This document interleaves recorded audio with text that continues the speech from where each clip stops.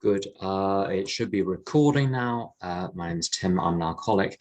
One thing you need to be aware of with these workshops, it's a bit like a brand tub. You never know exactly when you stick your hand in what you're going to get out. Now, if you come in August, you'll get someone, I think, with a PhD who's written a book and he's a fellow of this and a director of that. I'm none of those things. I haven't written a book. I haven't got a PhD. I'm not a fellow of this or a director of that. So feel free to leave now and wait for the real experts to come along in August. My only qualification for being here is being an alcoholic who's been in AA for 29 years. And what we're going to be talking about, or what I'm going to be talking about, is the traditions in relationships. Clancy always tells the story about the moment that a sponsor's heart sinks. It's where your sponsee phones you up and says, "I'm in a relationship. I need some advice." If you've ever sponsored people, your heart will have sunk at that point as well, for lots of different reasons. Now, the big book has got plenty of material on relationships, but the traditions are an excellent guide for relationships. The 12 concepts are useful too. What they're good on is getting work done with other people in recovery in the service area, and you can apply it outside recovery as well. But getting work done in the service structure in a way which is effective, efficient, and harmonious. The traditions are a mixed bag. They're partly about how the group operates internally. They're partly about how groups relate to each other. And they're partly about how the fellowship operates internally. And then they're finally about how the fellowship relates to the outside world. And there are a few principles which are thrown into the mix as well. So the traditions, they're really a bag of principles that were hammered out in the first 20 years or so that AA was in existence. And they're built on mistakes which had devastating consequences for groups. That's where they came from. They weren't sucked out of Bill W.'s fingers. They were constructed based on cold, hard experience of what worked and what didn't work. Now, the notion of taking the traditions and the concepts to apply them in other areas is not new. There are various people who've done that over the years. There's a Texan Al-Anon tradition of doing that, and more generally in Al-Anon now, the traditions and concepts, for those who are diligent enough, which is quite a qualification, can be applied in all sorts of different areas and are regularly studied in Al-Anon, far more than in AA, in my observation. So my home group, the concepts get read out on a regular basis. The traditions are studied every single week. In AA, everyone groans when it gets the traditions, and also the Al-Anon literature overtly talks about applying the principles and the traditions and the concepts in other areas. The AA literature doesn't, not in any broad sense. So occasionally there are little nudges in that direction. There's a chap called Dennis F., who I think he's still sober. He got sober in the early 70s, who wrote a series of essays, I think around 30 years ago, maybe 40 years ago now, about the steps, the traditions and the concept, how they can be applied in AA within the home and within outside settings as well. They're very useful. I think there are a couple of people here who've got the links to the Dennis F. materials. If they could post those during the talk, that would be very, very helpful. But I'm going to talk specifically about traditions in relationships. And the example I'm going to give is, I'm going to be a bit naughty now.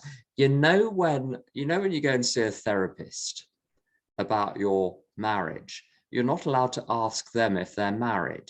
They start to become very vague. Or I'm sure some do, but ones I went to, you ask them a personal question, you get a very gruff response. It all gets turned around with something like, well, what difference would it make were I married? And they focus it back on. You're not allowed to ask. You're not allowed to say to your therapist, are you happy? Is what you're feeding me, how's it working for you? You don't get to ask that with most of them. In AA, it's a little bit different. You've got to put your money where your mouth is. So in as far as I can be qualified to talk about traditions in the relationships, well, first of all, I do apply them. That's one qualification. Secondly, I'm married. I've been with someone for 18 years. And we don't argue. And not only do we not argue, we don't need to argue. We don't have anything to argue about. Now, I can bang on about how happy we are, but I think those two facts probably are sufficient to speak for themselves. We get on very well. Everything works very, very smoothly within the household. I was in a relationship with someone else in AA for 8 years before that. This is now 18 years with someone who is not in AA. So I'm going to go through this in a linear way, tradition by tradition. So tradition 1, I'm going to read out the tradition, say how I apply it in our relationship. My other half, by the way, this is the funny thing about the traditions. They look like magic to us. They look like information that's come from another galaxy. To people who are healthy, they are common sense. So my other half naturally applies all of these traditions without having had to have been told about it. In fact, I've learned more about the traditions from him just naturally applying the principles contained within them than I ever have from hearing people bang on about them. So a lot of what you're going to hear, his ears will be burning throughout this, I'm sure. So tradition 1, our common welfare should come first. Personal recovery depends upon AA unity.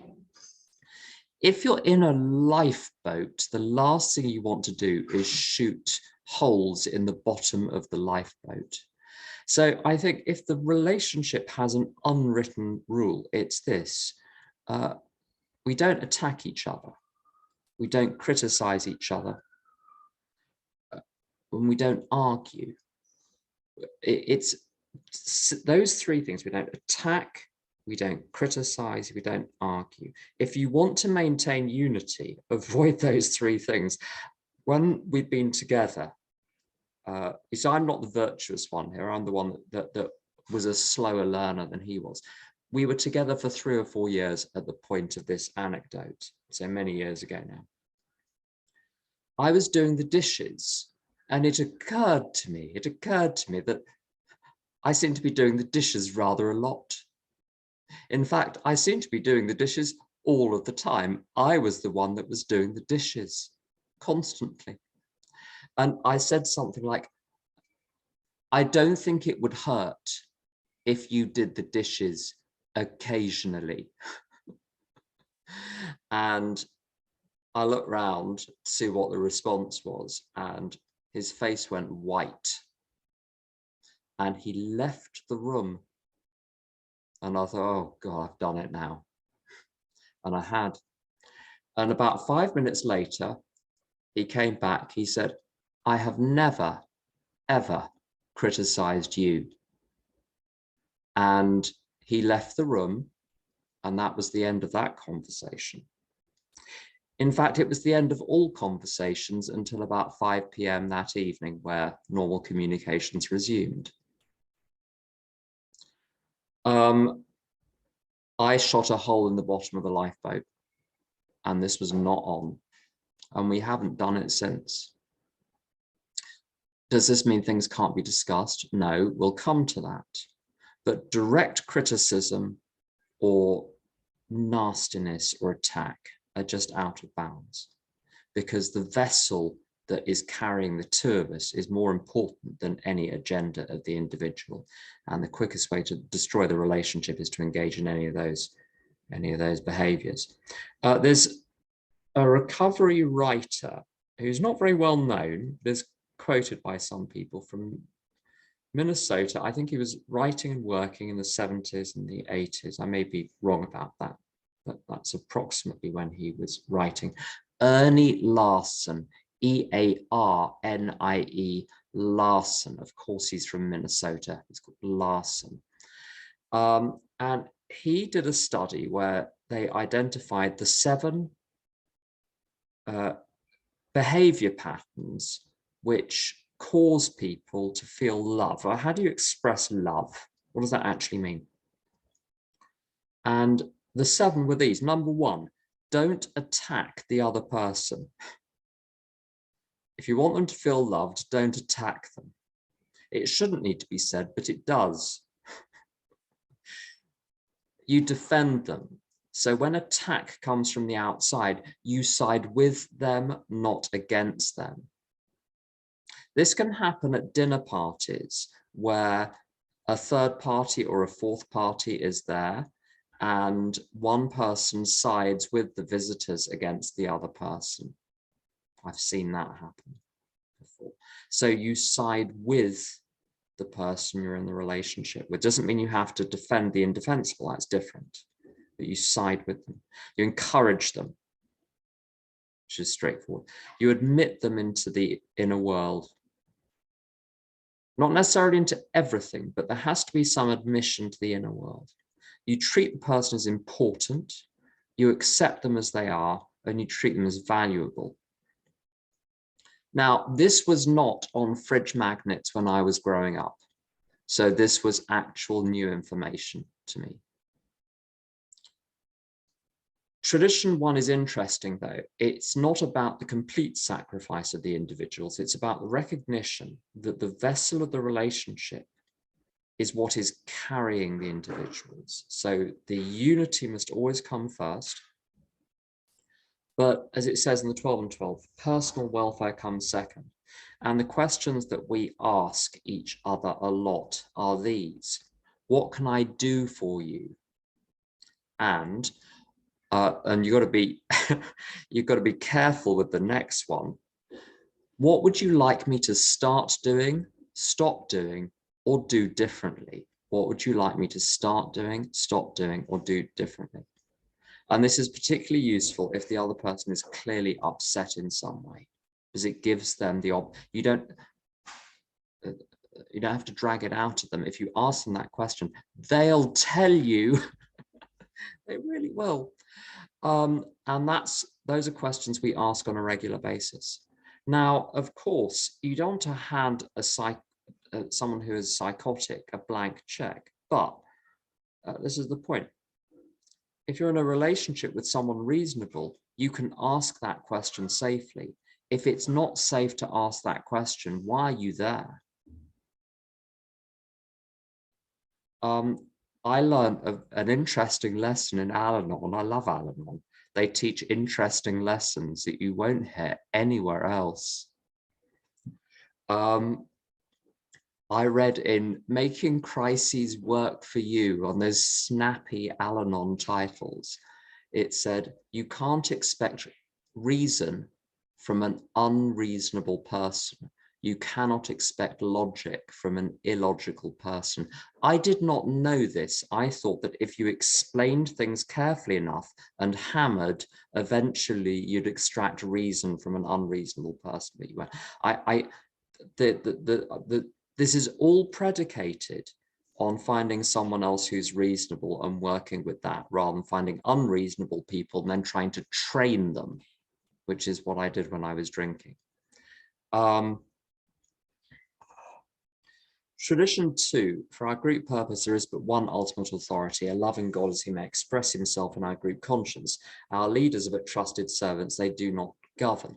So when decisions need to be made about holidays, about whether or not to have a cleaner, about when to eat dinner, about what temperature the room is, about whether the window is going to be open or shut, you know, these very important. People underestimate the importance in a relationship of what temperature you agree the room is going to be. It's amazing how not resolving that leads to all sorts of problems. But the point is, tradition 2, to be overt in those communications. This is concept 12 as well. Discussion, vote, and substantial unanimity. How do you have substantial unanimity between two people? You both have to agree. Now, the boss level hack for this is, what this means is that a lot of the time I just have to compromise and say that's fine, because it's the only way agreement is going to be reached. Don Pritz would say that his relationship advice was, a relationship with someone, another human being, is a lot like your relationship with God. You'll get along just fine if you memorize and repeat the phrase, often thy will be done. Now, compromise is a sort of dirty word in Al-Anon sometimes, because the trope is that when I was a child, I never had a voice, no one ever listened to me, but now I'm in recovery, everyone is going to listen to me. I was at a meeting once and everyone was saying that they'd found their voice. And a lovely Glaswegian female friend of mine, she said, I found my voice when I found recovery, and I found it was a sledgehammer. So compromise can have a bad reputation. Compromise is not backsliding into codependent behavior. It's how adults operate. How important is it is one of my favorite Al-Anon slogans. Often something is important only because I've decided it's important, that I've drawn a line in the sand, say, well, this is what we're going to have the battle about.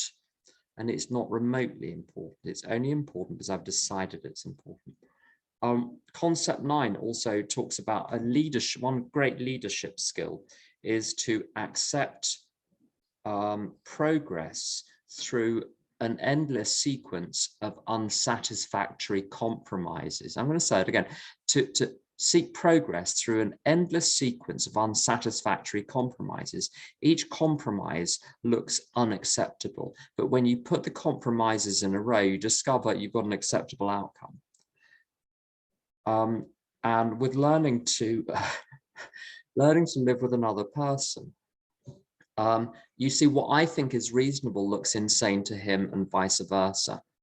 My other half is ethereal and mystical and kind of, you know, fairy-like not in the sort of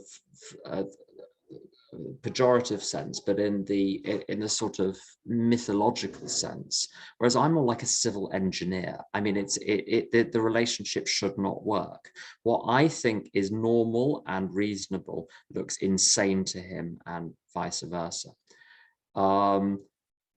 I'm very foursquare, he comes at things sideways. The only way we can form a relationship is if both of us compromise hugely. Now, what I feel of as great compromises to him are going to seem perfectly reasonable concessions to his way of thinking.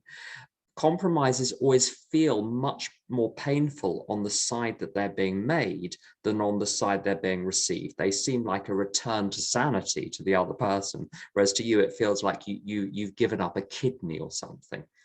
But what I've discovered with compromising on huge numbers of things, I discover I'm happy. There we go, because that's what I'm after, ultimately, at the end of the day. Also, it means that no one is in charge of anything. And I don't want to get too much into the concepts. You can apply the concepts to this. So it's as though the family unit is like the conference, and that has to come to these big decisions on large matters of general policy and finance through discussion, vote, substantial unanimity. Now, they can be in charge in this, but it's by delegation. So I'll give you an example. When it's one of my cooking nights, I'm in charge. When it's one of his cooking nights, he's in charge, but it's authority which is delegated by us who've sat down together as a family and said, right, who's in charge of what? And then that person's in charge. But neither of us have the ability to pull rank except in an emergency. So if I'm doing something incredibly dumb or dangerous, usually not looking where my elderly mother is going or what she's doing, he will pull rank. And like very occasionally I've had to pull rank on, getting a passport once. But it's very, very rare. But neither of us act as though we're in charge. If anything is important, it's the group which decides. Tradition 3, the only requirement for AA membership is a desire to stop drinking. And tradition 3 in the long form and in the literature is very interesting. It talks about no rules, no conformity. AA doesn't demand anything of me. As long as I basically will sit quietly, take my turn, not disrupt the meeting and not do anything untoward in meetings, I can really be who I am. And applied to the relationship, we don't make demands of each other. We don't see ourselves as entitled to anything from the other person. No conformity is required. If you want to be in it and you're happy to make it and you want to make the relationship work, that's the only requirement. Desire to be in the relationship. And I got this from this Al-Anon in Texas. Tradition 3 in relationships, you must desire to be in the relationship and make it work. I've been in relationships in my drinking where I was in a relationship, but at the same time acting as a saboteur, but still looking on the surface like I wanted the relationship to work. There has to be a sincere desire to make it work and to make whatever sacrifices are necessary to make it work. To join AA, you don't have to bring anything. You don't have to pay any dues or fees. Whatever you have to bring, which is yourself, is enough. And this speaks to this topic of entitlement. There are a couple of years where my job, I mostly correct commas, whereas he does something very important. And for a couple of years, he was doing very, very important things. And, oh, I don't know what was going on, because he never used to tell me what was going on, but I knew something was going on.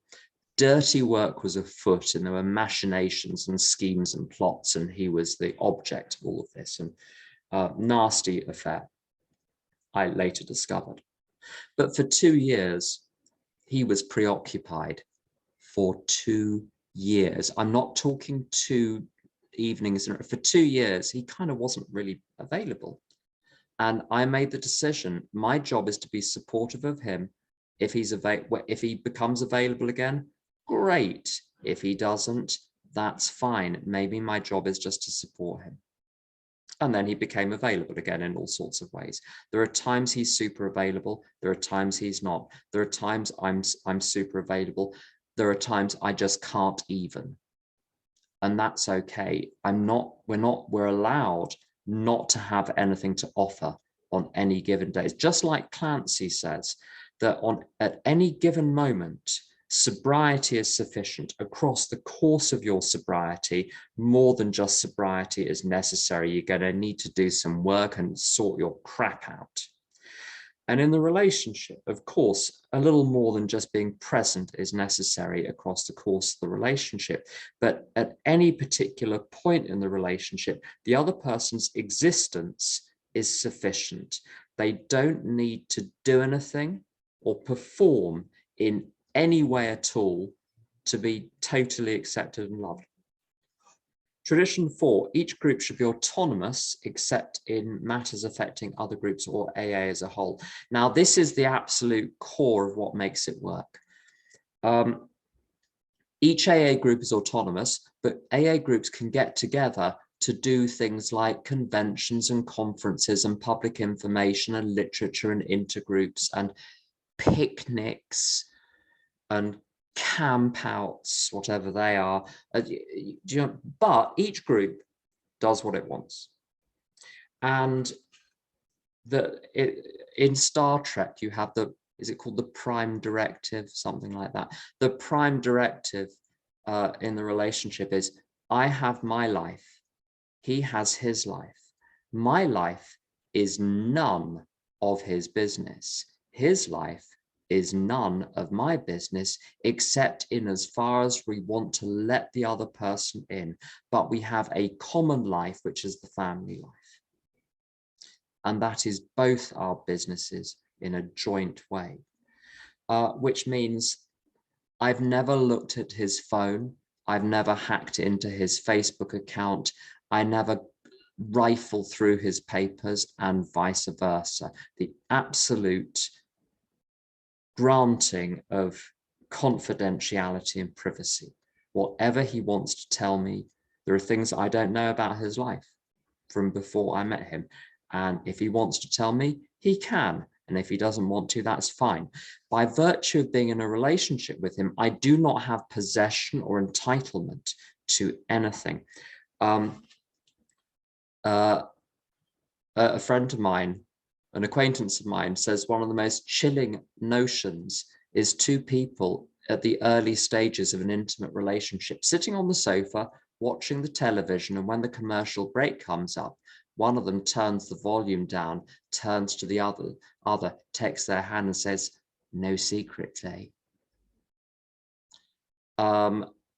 You know, we're not living in 1984 with a huge screen in the room that can see everything you're doing.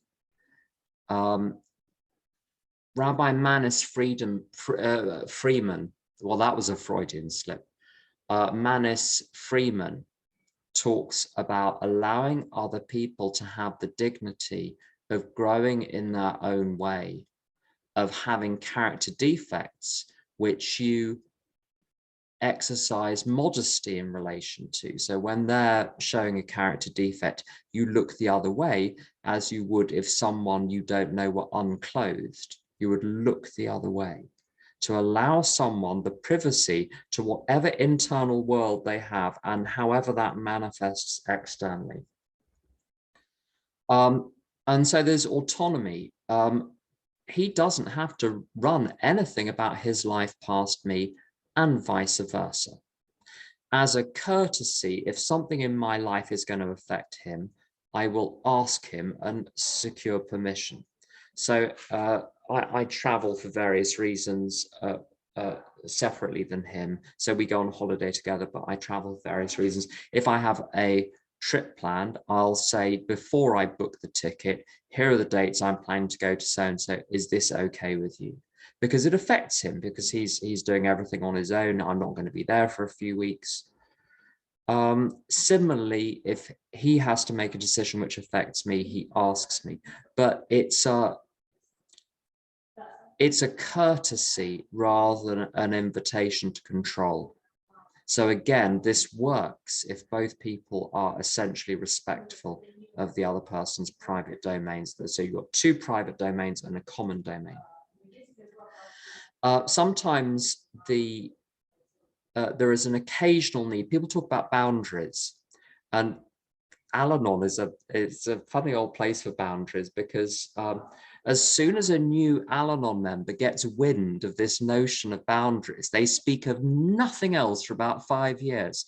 And if ever anyone who's here is giving an Al-Anon workshop on, doesn't matter what the topic is, if you have a question and answer session, every single question is going to be the presentation of some situation about the husband or the wife or the child or the parent, about some aspect of their behavior the individual finds objectionable, disagreeable. How can I set a boundary? I want to set a boundary.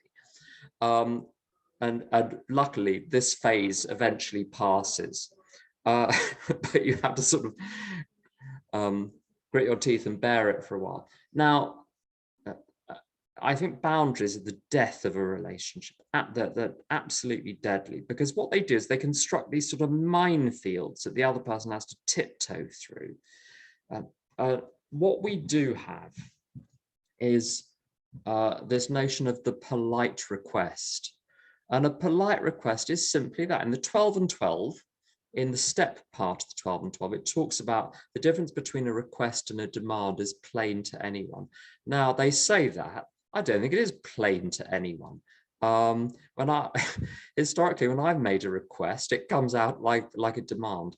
A request is something which is voiced only once, and if the answer is no, you don't pull a face, sigh, or repeat the request. If you do any of those tactics, it ain't a request, it's a demand. Doesn't matter how nicely you word it and explain it, it's now a demand, because you've now told the other person to have my approval, then you're going to have to play ball. So we make polite requests, we limit ourselves. There's something, requests seem to, or certain types of requests where they involve the other person changing their behavior, they seem to exact a price which is paid by the general pool of goodwill in the relationship. If you make too many, it turns the relationship into something else, in my experience. So I'm much more ginger about making requests than I used to be. And making too many, making the same request over and over and over becomes bullying. And I've been guilty of that. And I was pulled up on that quite rightly. But again, there's a wonderful line on page 118 of the big book. Live and let live is the rule. If you both show a willingness to remedy your own defects, there will be little need to criticize each other. And I've discovered that when Jonathan leaves his lots of clothes lying around, he will eventually put them away. I don't need to remind him every 6 months. Eventually. Now, eventually, it can literally be a year, but eventually it gets put away. He's just on a different time schedule than me. That's fine. 5, each group has but one primary purpose: to carry its message to the alcoholic who still suffers. Now, what is the primary purpose of the relationship? Someone once sent us, in fact, an anniversary card. And the picture on the card was of a rowing boat seen from below the prow. And in the prow of the rowing boat were two, there was a golden Labrador and a black Labrador. And they were sitting there very proudly in the prow of this boat. And it struck me, well, this is a perfect image for the relationship. It is a vessel which carries us through life in a far more robust and reliable way than we could proceed through life under our own steam. The two dogs are able to just sail down the river as opposed to having to constantly paddle. It is the combination which gives it its strength, which is far, and so the strength it confers is far greater than the sum of its parts. A third thing is created, which is this invisible vessel, which is what is being protected. And you can't see it. Well, I know that's in the nature of invisible vessels, but it's worth repeating. The vessel of the relationship is completely invisible. You don't see it until you get through situations with ease that you would have struggled with on your own. If you sponsor men, by the time they've been in a relationship for 5, 6, 7 years, they start phoning their sponsors with a particularly whiny voice. I did. 6 or 7 years into a relationship, the romance has gone out of it. The spark has gone out of it. I just don't feel the way I used to. As though the relationship is all about the feelings that you see portrayed in cheap Netflix teen series set in some high school in Massachusetts. It's the wrong model in my experience. I made that mistake myself a few years in, thinking there was something missing. It's like complaining after you've been going to a gym for 5 years that your free pass you had for the first week is no longer valid. In my experience, all of that sort of fluttery stuff is what gets you through the door, but it's not what keeps you there. It's recognizing that this invisible fortress has been built, and that, to me, is what it's about. That's Tradition 5 is building that vessel. 6, an AA group will never endorse, finance, or lend the AA name to any related facility or outside enterprise, lest problems of money, property, and prestige divert us from our primary purpose. So this is about faithfulness. I'm going to be so controversial now. Someone once gave me the advice, and I think it was good advice: one relationship at a time. Have you got that? Nod slowly if that makes sense. One relationship at a time. There we go. That will just simplify so many things. You have to have fewer changes of clothes, for one thing. You don't need to carry toiletries around in your little bag, pretending that they're for some other purpose. Anyway, faithfulness.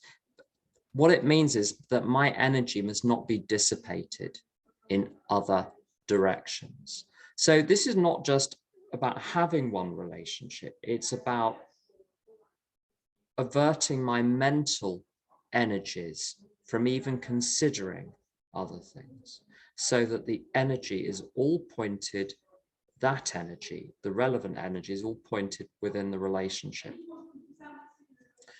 The second thing as well, now AA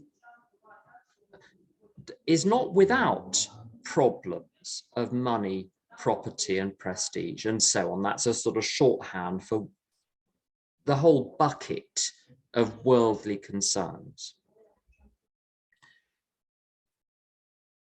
They're not absent from AA, but they're kept in their place. So those lower order concerns, particularly money and material things, we keep them very deliberately outside our discourse. So there's all sorts of administration to running a joint household. I happen to do the bulk of the administration. And if I need to do any of that administration, which involves his consent or cooperation or something, I do it during business hours when we're both at work. I do not bring those questions and matters and things to do and lists into the evening when we're together. It's work. It's not, because all of that material stuff, it makes people edgy. This is exactly the same in AA. As soon as you're talking about material things, it's all very nice when you're talking about God and fellowship and spiritual growth. Everyone's very happy with that. Start talking about money and property and plans and practical things, everyone gets tense. If you've ever been to a group conference or a business meeting, tense. So we keep lower order concerns out of the joint living space, as it were. He never talks about work at home. I don't talk about work at home. If we talk about stuff, we'll go on a walk and talk about it. So it doesn't come into the lounge or the bedroom. Those topics are separate, which means that when we're together, it's like being on a date for 18 years, because that other stuff is kept in its place. What else?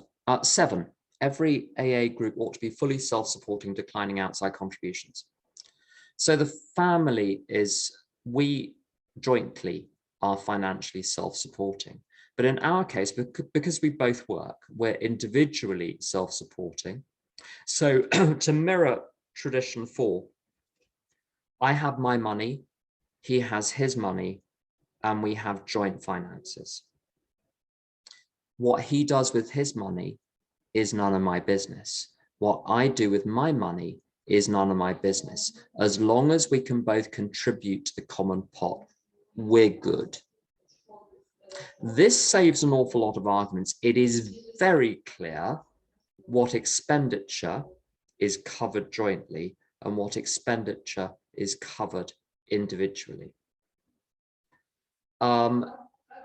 Also exercising warranty 2 of concept 12, financial prudence, because I'm prudent and he's successful. This is a very good combination. It means we don't have to argue about money because we both have buffers. This has made the relationship a lot easier. I was taught, this is one of the few things. Sometimes, you see, my Al-Anon spiel for years was, well, I wasn't taught anything when I was growing up. I was taught how to budget and how to be careful with money. Now, it's not an insignificant thing. I might have not been taught important things about human relationships, but budgeting I can do. To keep the relationship in a safe vessel, the material stuff does need to be looked after, but it needs to be looked after using the principles of the program. We're not dependent on each other as well. This is the interesting thing. We've got dependence, which is very bad. We've got dependence is a disaster. Codependence, which is all this entanglement, is a disaster. Now, what we've got, I think, can be best described as an alliance. In an alliance, there isn't dependence. So being fully self-supporting through my own contributions spiritually means that I rely on my inner resources, which ultimately connect to a power greater than myself. Sometimes my other half is the channel for those emotional, spiritual resources, and sometimes not. But I'm not dependent on him for those. I'm dependent on my higher power. He has his own. He'd deny he has a higher power, but my sponsor thinks he's a mystic. So, you know, you can work that one out yourself. He has inner resources, as described in the spiritual appendix 2 in Big Book. But the interesting thing about Tradition 7, for a group to function in AA, it's got to be able to survive without outside contributions. My life is viable without the relationship. His life is viable without the relationship. Our lives individually were viable without the relationship, which means the relationship was not co-opted to fill some disastrous emotional gap in either of us. So what we were bringing to the deal was we were bringing abundance to the relationship. We weren't seeking for the other person to plug a gap. More can be said about that, but that's enough on that for now. But the relationship fixes nothing. Someone said to me once, if you want a relationship, you're lacking in opportunities for forgiveness and service, because those are the two primary things that are going to happen if you get into a relationship. There's an awful lot you're going to discover you have to forgive by withdrawing your judgment of, and there are an awful lot of ways you're going to have to be of service, and it will require you to not do other things you would otherwise have done. But it's not there to fix anything. If there is anything which needs fixing, it needs to get fixed elsewhere. Or the relationship is simply a way of using the other person to do something for me that I ought to be doing for myself in combination with my higher power. Tradition 8, Alcoholics Anonymous should remain forever non-professional, but our service centers may employ special workers. The Dennis F. principle here is this, that we do what we do, we give what we give in this relationship for fun and for free, expecting nothing in return. The other idea from Tradition 8 is professional standards are not required in anything. So we count up from zero, and whatever is available is great. We're not counting down from a professional standard. And no scorekeeping. Not, you know, how many times have I done this? It's now your turn. That's what bean counters do. And for it to be a real relationship as opposed to a business transaction, there must be no keeping score. And this is one of the reasons why, I think, is what each person is bringing to the relationship. What I bring to the relationship is very, very visible to me, but will often be invisible to him. What he brings to the relationship is very visible to him, but invisible to me. invisible but enormously impactful. So I'm not qualified to be the accountant of the relationship because I can only see things truly from my point of view. So no scorekeeping.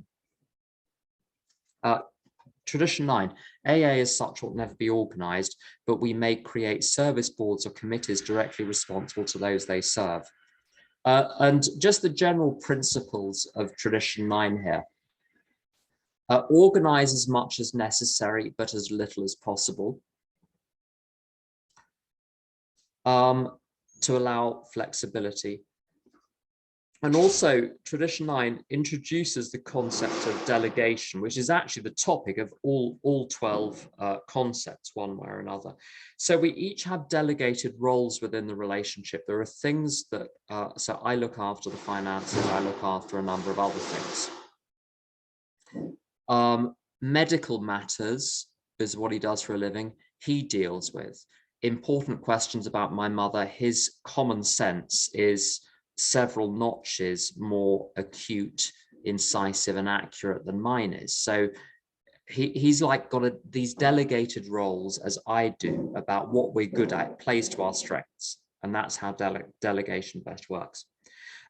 Tradition 10, Alcoholics Anonymous has no opinion on outside issues, hence the AA name ought never be drawn into public controversy. So a couple of, I've touched on this a little bit already, but a number of things are none of my business. Is that famous saying, there are 3 types of business in the world. There's my business, God's business, and none of my business. What he's thinking is none of my business. If he wants to tell me, he can, but he needn't. If he makes a request, please, can you do this? I'm not entitled to know why. If he wants to know why, if he wants to tell me why, he can. Manus Friedman tells the story about a stereotypical couple, maybe an old-fashioned model, but she looks after the home. He comes home from work. He throws his coat over the banister. She says, would you mind hanging your coat up? Please, could you hang your coat up? Now, love would require him to do so because of who is asking. As soon as he asks the question, well, why do you want me to hang it up? There's no love. There's no love for the person. It's like, if you can present a strong enough case, the board will examine your proposal. No, you're in a different realm by asking why. So the answer is yes. And sometimes the reason, one's curious about it, but the answer is yes before you hear the answer as to why, when the other person makes a request. What is going on inside him is his business, not mine. So no peeking and peering in any way. I first went to AA January 93, been sober since July 93. A little while after that, I started to go to Al-Anon, and there have been periods I've gone very intensively. There have been periods when I've gone not at all. But one thing I noticed, I think I was about 14 or 15 years sober, and so 13 years that I've been going to Al-Anon on and off. And I remember realizing that in Al-Anon, I'm in a room full of people who are hypervigilant, whereas in AA, I'm in a room full of people who are thinking largely of themselves. Being the Al-Anon, of course, I'm the one doing the noticing in the AA room. But that hypervigilance is, when you start noticing it, is really intrusive. It's one of the things that made the house I grew up in very difficult at times, because you felt under surveillance. Because you were under surveillance. That's why you felt it. This isn't intuition. Their literal eyes were literally looking at you, seeing what you were doing, monitoring. And so leaving people, just leave them be. My friend Anthony, his sponsor, will send him emails about him and his other half, where it's just the subject line says, leave him alone. Lots of things are none of my business. So mind my own business, keep my big fat mouth shut. I've invited him to come to AA meetings out of curiosity. He's never done so. And I asked him why once, and he said, well, that's your stuff. He doesn't need to know what's going on here, which I think is very healthy. In tradition 10 in the literature, it talks about staying out of politics and religion. So Jonathan and I do not discuss politics or religion. As King Lear says, that way madness lies. There are plenty of other people I can discuss that with, but frankly, if you've ever tried discussing politics or religion with anyone, I wouldn't bother if I just let that one go. Talk about macrame or something, much less controversial. Tradition 11, our public relations policy is based on attraction rather than promotion. We need always maintain personal anonymity at the level of press, radio, and films. This means when I have an idea, I don't need to sell it. I did not know this. A few years ago, I went on, I planned a trip to Arizona for various reasons. There was something I was going to, but I was going to take an extended period and look around and go here and go there. And I wanted him to come. So I proceeded to try and sell it. I sent him, I mean, it's so embarrassing. You know, I sent him pretty pictures of Sedona. Here's a website about Sedona. Have a look at this. He can Google. If he wants to find out about Arizona, he can spell it. It's not hard to spell. There are states which are hard. Mississippi can be hard to spell. Tennessee can be hard. Arizona, you don't need to look that one. You just tap it into Google. I did not need to sell the idea because it's manipulation. Tradition 11 says you tell people you're there. You don't make any big claims about AA. You just tell people it's there. Hey, we're here. This is what we do. If you want to call us, here is our telephone number. Bye. And that's it. No lurid campaigns. Nothing dramatic. So if I have an idea that I'd like to do something with him, whether it's a holiday or going for a walk, I just say what the idea is and let him draw his own conclusions. Gives them a lot more space, and PS, they're much more likely to say yes. So if you do want to have your own way, my experience is that if you don't sell it, they're more likely to say yes, to just buy it. As soon as you, a lot of people, he's like this. If you try and sell something, he clams up. So no manipulation at all.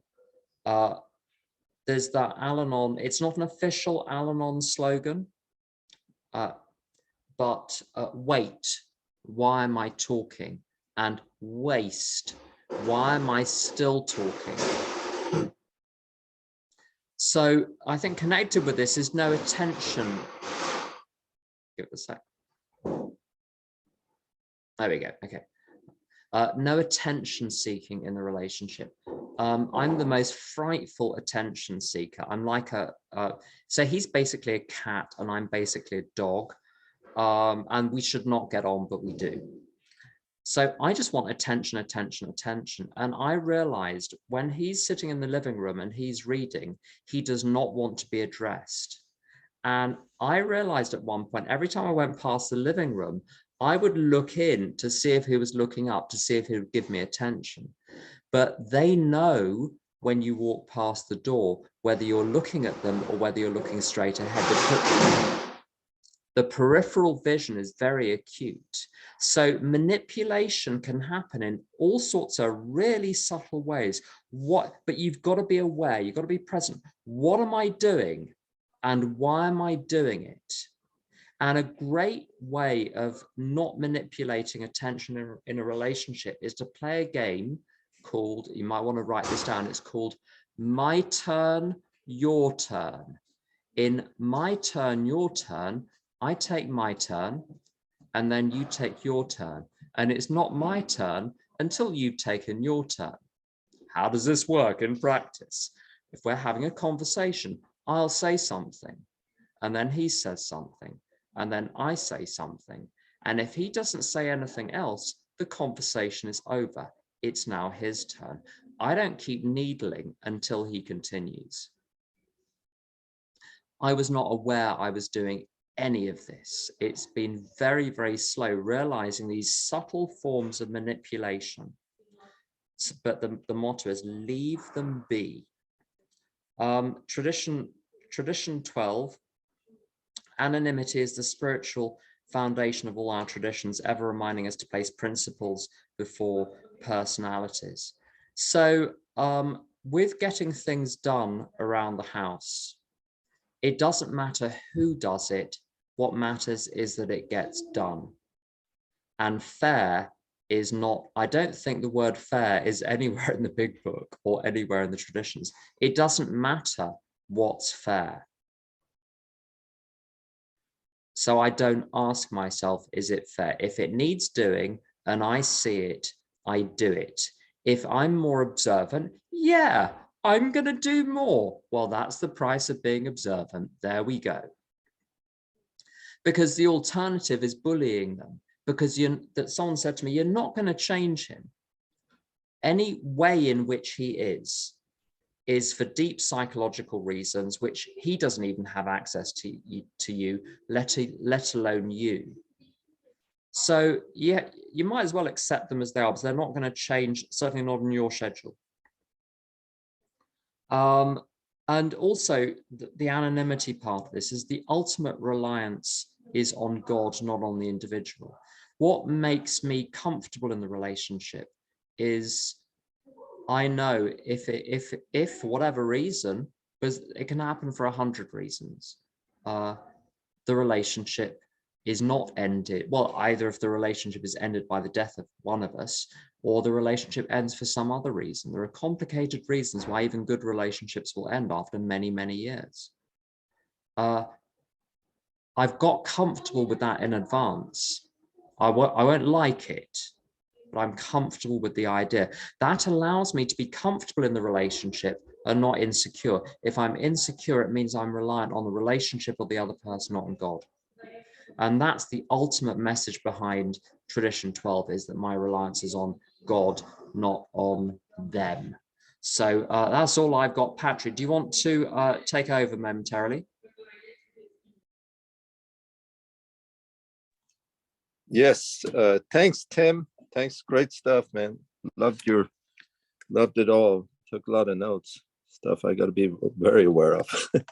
So, yeah, with that, I'll turn it back to Tim for the Q&A. So that, remember, it's been recorded, and if you don't want your voice on the recording, you can just send that directly. Send your request directly to Tim, and we limit the time if you can. You know, questions usually don't take more than a minute or so, just so we can get as many in. And I'll turn it back to Tim now. Thanks, Tim. Thank you. Lily, you've got a question. Hi, Lily, alcoholic. I live in Boca Raton, but I'm from Serbia. So I enjoy all of your shares and your experience. I am not in a relationship. I'm in 2.5 years in sobriety, and I'm just busy with my programs and happy with my life, how it goes. But I have a friend who always asks me, and I know I suppose not to give advice, but for example, and I think this is tradition 11, I took all these notes and I think it's tradition 11. So she wants to go with me to conference in December, AA conference. Okay, her boyfriend also long-term in a relationship, long-term in sobriety. She and I are kind of new, but he's long-term. He doesn't want to go. It's in New Orleans, okay? And he doesn't want to go, but she wants to go. And now what do they do? What she does? What does she need to do? Which tradition to apply to get this situation? So that's what I would like when I talk to her. I would refer to traditions and stuff like that, so I can help her. Thank you. That's an interesting question. One of the difficulties with questions about relationships is it depends on what rules you've entered the relationship with. I've heard other AA members, Al-Anon members, talking about the application of the traditions and the concepts in relationships. And there's one particular, I'm not going to say who they are, but when I hear them, it makes my blood run backwards because the amount of control each person has of the other person's life. I'll say in my relationship with Jonathan, if I want to go on a trip and he doesn't want to come, I go on the trip and he lets me go. If the ground rules of a relationship are that any trips have to be signed off by both, those are the ground rules of the relationship. This is a tradition 4 question.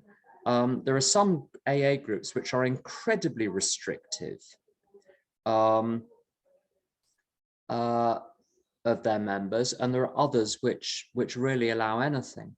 I've heard people construe the traditions and the concepts to mean that in a relationship, all of your finances must be pooled, and that any expenditure by either person, because it automatically affects the common pool, must be decided on jointly. I would have packed by the time that even gets discussed. I'd be gone. So there are different ways of doing this. So I'm afraid there isn't a simple answer to that, because each relationship is autonomous. It's its own entity and gets to set its own rules. But I've been, in shorter relationships, in between the other longer relationships, where I wasn't happy with the rules the other person wanted to impose, so I was off, and vice versa. So that's all I got on that. Makeda, would you like to pose your question? Hi, yes. Thank you for this. It's very good. I want to know how you deal with people or yourself when people lie. And I'm not talking about, cash register lie. I'm talking about lie about their feelings and lie about what they're doing, just the lying people. And I'm not talking about relationships that are boyfriend, girlfriend, or boy, whatever. I'm talking about family, because all of this relates to family. I mean, what you said today is pertinent to any relationship. And so I'm wondering how you deal with lying, especially if you're trying to work a rigorously honest program. Yeah, that's a really interesting question. Thank you for that.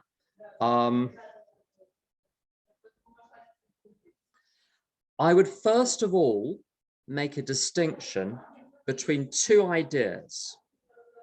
Now, the word honesty gets used for both ideas, but let's use the word honesty and candor. Candor is letting all the secrets out, letting it all hang out. Honesty is what you let out is true. What you let out is candid, but you can be honest without telling the other person everything. There's a line in a Sondheim musical about not forcing a flower to open. Jonathan is straight dealing. This is the other meaning of honesty, is straight dealing. There's no scheming, there's no plotting, there's no subterfuge. I don't allow into my inner circle or even my middle circle people that engage in plotting, scheming, or subterfuge. I've got it at the moment with a couple of colleagues at an organization that's anonymous, where I do some work, where the behavior is fundamentally dishonest, and I'm not engaging in it. I'm not setting anyone, I've removed myself from the argument. I'm not interested in it because there's dirty work afoot. There's a Don Pritz line, which is deadly. It's, I don't know how to have a healthy sick relationship. And you can have boundaried interactions with people who are very unwell and behaving badly and scheming and plotting and planning. So I know it's like two countries. You can have your wall and your defenses and your towers with the people with machine guns. You can keep yourself safe with boundaries, but the more boundaries there are, the less scope there is for intimacy, and that's why boundaries are deadly.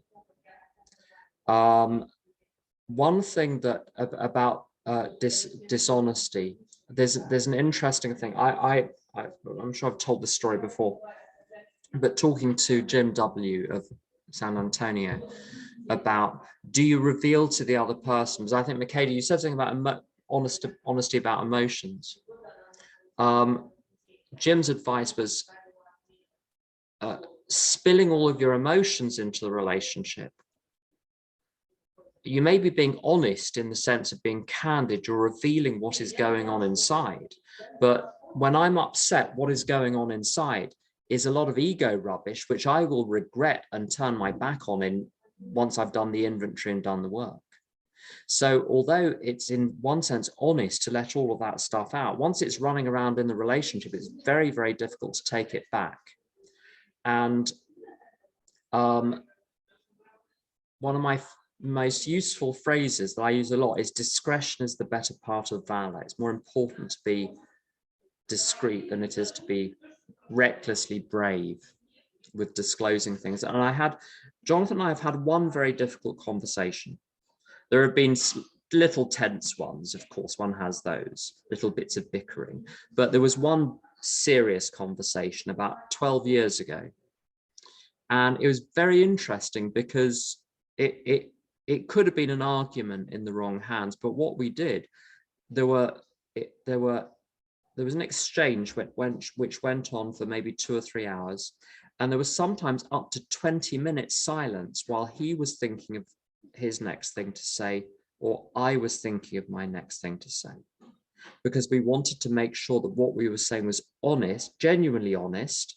And what is genuinely honest is not necessarily the first thing that comes into your mind. Often what is genuinely honest is the thing which is underneath the first 100 things that come into your mind. So I'm very, very careful about speaking when I'm upset in the relationship, and so is he. And I respect the fact that he conceals what he's feeling when he's in one of his little dark moods, because he and I both know that none of that is really real. So it's not a clear-cut issue, this question of honesty in relationships. And an old friend of mine, Edwina, whose ability to interact with people in a healthy and boundaried way is unparalleled, she said that unbridled honesty is death to relationships. And I think she's absolutely right. There's a question here, Tanya. Mentioned codependence and dependence. Can you give an example of the difference? It's very difficult because they're sort of technical terms, really, but I would understand dependence to be getting someone to do things for me I should do for myself. Codependency, there are a couple of different definitions. One that I found incredibly helpful is paying insufficient attention to my own beliefs, thoughts, values, attitudes, feelings, actions, and internal world, and paying far too much attention to yours. So being thoroughly entangled with the other person, but completely unconscious of oneself. Another way of defining codependency is where I've got responsibility confusion, which I talked about when we did step one, the Al-Anon step one a few weeks ago. It's where I don't take responsibility for me, but I do take responsibility for you. I won't let you take responsibility for you, but I make you take responsibility for me. So I think for me, dependence is one aspect of codependency. If you want a good writer on codependency, I rate Anne Wilson Schaef, S-C-H-A-E-F. She's very clear about codependency. So someone asks, did it take you time to get to the point of learning, practicing all these principles in your relationship, and how much of your success was about finding the right person? How important is it to be with someone who also follows such principles? That's a very good question. I think it's an interesting one. So I'm by absolutely no means a naturalist. I was a walking disaster with relationships when I was drinking. I'd form fierce and violent attachments to people based on almost no knowledge. I barely knew their name, but immediately I'd imprinted on them like a sort of duckling or something. And just completely merged with the other person and entangled in all sorts of ways. I was very lucky. The relationship with someone else in recovery for the first, during my first 10 years in AA, he was someone who was naturally very, very boundaried, and I learned a lot from him. It has absolutely been a journey. It's not something which happened instantly, and I made some major changes in how I handle things just over the last year, because I realized how badly I've been getting certain things wrong, particularly with what I didn't realize was nagging until it was pointed out it was nagging. I thought I was being polite and considerate and careful, but actually it was what I was doing was a form of nagging. The subtlety, the damage you can do with subtle things which repeat can way outweigh the damage by a single incident. It's the sort of dripping of minor things. In my experience, my other half can be far more damaging, far more difficult before they trust you again. One thing I want to say about Makeda's question about honesty. I remember in an anonymized form, of course, I was talking about a situation with someone I knew in AA, with Jonathan. I didn't tell him who it was, and I just set it out very neutrally, very anonymously. And it was about a relationship where one of the two people didn't trust the other. I can't remember which way around it was. And Jonathan's answer was very, very helpful. The stuff about relationship is just like with AA got all its medical information from outside AA. I got all my traditions information from someone outside AA as well. Jonathan said, either you trust the person or you don't. If you don't trust them, why are you there? So I just trust him, and that's the end of it. One last aspect to that question: how important is it to be with someone who also follows such principles? I think, you see, I think that's the key to this. In Buffy the Vampire Slayer, there is some exchange, if anyone is old enough to remember that. There was some exchange where so Buffy would have this sequence of dysfunctional relationships, and there was something about her being cookie dough and not cookies. She was not cooked enough to be eaten as a cookie. She was still cookie dough. And the advice that was given to me by someone in Al-Anon from Oakland He said, if you meet someone and they've never had a relationship which is longer than 6 weeks, and you love them, you've just met them and you love them, what makes you think they will succeed with you where they failed with everyone else? And I thought that was that reflected my experience. I had between these two successful relationships, happy relationships. In between the two, there was a 2-year period of absolute catastrophe, one catastrophe after another. And the problem was I was going for people who were not remotely prepared or capable of having relationships, people who'd never been in long relationships before, but were in their 30s. I was talking to someone earlier today about relationships and what do you look for? And I think looking for something for me is a complete disaster. If I'm looking for something, I'm probably trying to reenact some scenario from the past to get the ending to change, to take vengeance on all the past failed relationships by rolling them up into a current relationship. Just no. Something Tom Weston says is, if you walk into the room and your eyes lock and you know they are the one, don't even say hello.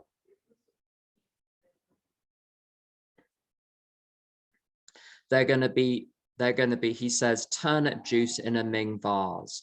They're going to be a beautiful Chinese lacquered box you buy at the flea market and you get it home and it's got a dead spider in it. I know enough about me to know that if I'm attracted to them in the ordinary sense, I need to just get out of the building. What do you do instead?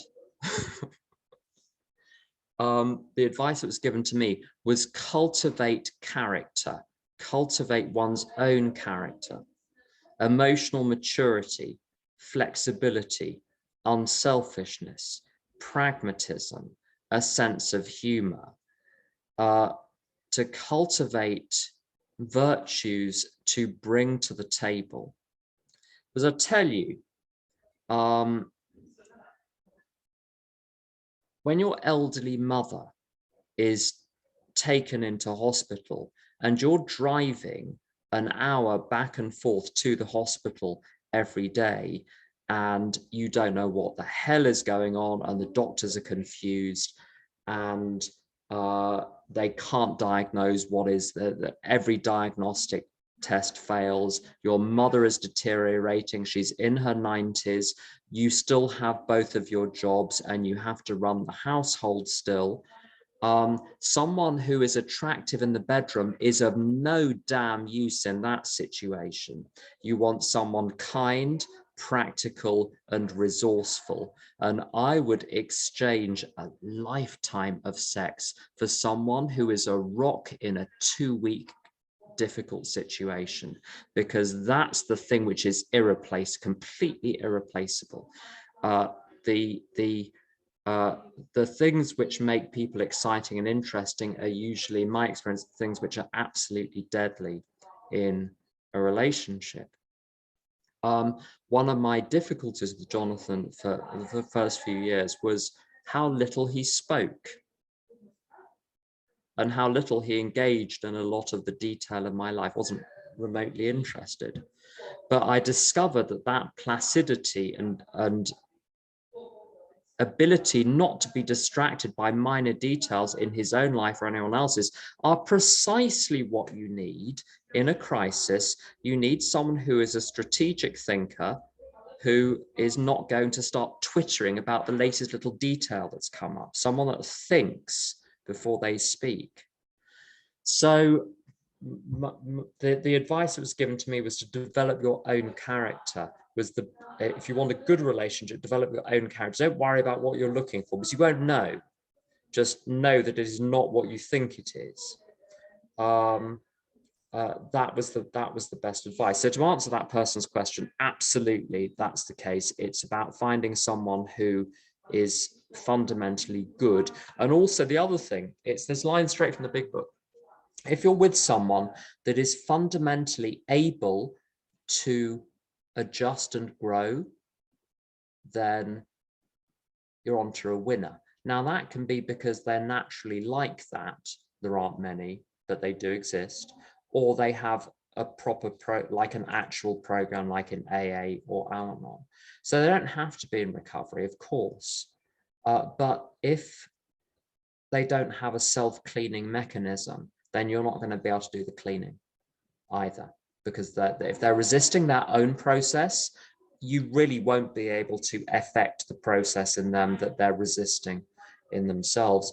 And I've noticed with Jonathan, that he naturally keeps an eye out for how he is affecting me. I'm getting better at keeping an eye out for how I'm affecting him. And that is not, and this is the interesting thing, that's a virtue that you would not see in the first 6 months of dating someone. It's something that gets revealed only incredibly slowly. And so the other piece of advice that I got was, and I got this in early recovery, and it stood me very in great stead with this 8-year relationship I had with someone in AA, and our lives went in different directions. We wanted to live in different places, spend our lives in different ways, which is why still best friends, but we're no longer in a relationship. In that relationship, the advice was, get to know the person first. Don't rush for the bedroom. Don't even go to each other's houses, just to make sure that it's nice and boundaried, and be absolutely sure what you're doing. And I did that then. In other relationships, I wasn't so cautious, and I paid for it. So Tom's advice to me also was, if you want to know who to date, just go and meet some people. Find someone you consider boring and go out with them 6 times. And then see if this is someone you want to see a 7th time. And it's just like the Al-Anon thing. Don't just go to Al-Anon and say, well, I've been to 1 meeting, I've made my decision about Al-Anon. No. Go to 6 different Al-Anon groups, and then start to see, because my kind of addict wants an instant gratification. If I'm not immediately overwhelmed, I think there's something wrong with the person. And it's the other way around. So I've got a lot of good advice. Basically, what you want to do in AA and Al-Anon, I think, is to hang around lots of really, really old people who have been married for 30, 40, 50, or 60 years, and you watch what they do. Because that's how I've learned everything. I've watched really, really old people, and I've talked to them. Debbie.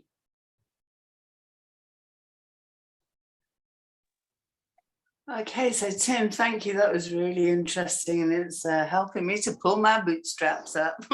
I can see some really uncomfortable patterns of behavior that I've had, and needless to say, I'm not in a relationship of the kind that you're describing, but it's helped me to look at other relationships as well. But Tim, at what point did you look at Jonathan and Jonathan look at you, and you both knew that you wanted to marry? May I ask that? Is that okay? Yeah, well, marry was a different question.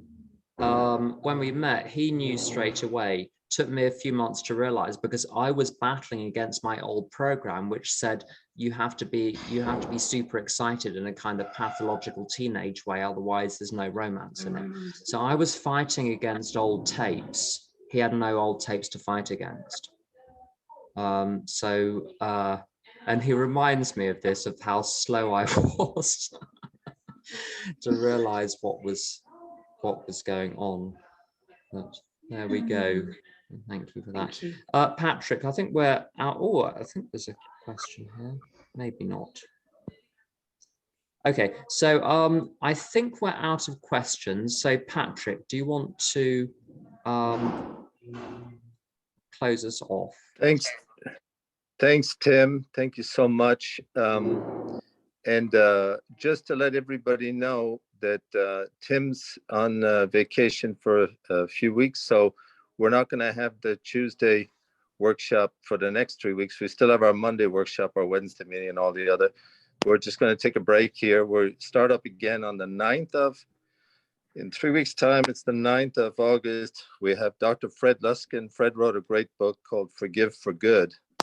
And actually, he is a Stanford PhD, but he's a great guy and very down to earth. And he does talk about his own experience with forgiveness and how he learned. And he wrote a great book on it and talks a lot about gratitude, actually. And anyway, so Fred will be with us on the 9th, and then we're looking forward to Tim. He tells me he has some other ideas up his sleeve for workshop. Thank you, Tim, on his return next month. So with that, once again, we'll remain open. If anybody's looking for sponsors, we have a group sponsorship WhatsApp. We do endeavor to find people sponsors. And with that, over to you, Tim, to just take it out with a prayer of your choice. Thank you. Thank you to everyone for being here. Let's attempt the serenity prayer. God, grant me the serenity to accept the things I cannot change, the courage to change the things I can, and the wisdom to know the difference. Thank you. Have a lovely